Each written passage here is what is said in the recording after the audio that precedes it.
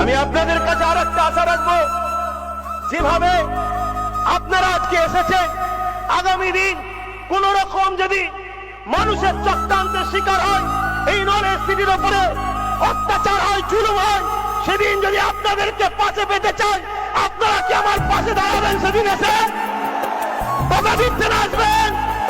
আপনারা নিজেদেরকে চিনতে পারছেন কি জানি না, তবে অত্যন্ত বেদনা নিয়ে বলছি, মানুষ চাইছে না, এক শ্রেণীর মানুষ চাইছে না যে একজন মুসলিম ঘরের ছেলে, একজন পীর ঘরের ছেলে, একজন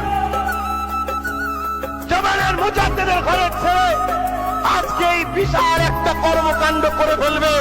এক শ্রেণীর মানুষ কিন্তু এটাকে ভালো নজরে নিচ্ছে না।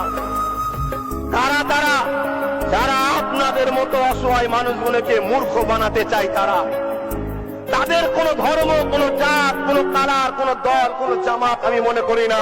আমি মনে করি তারা আপনাদের মতো অসহায় মানুষকে মূর্খ বানিয়ে রাখতে চায়।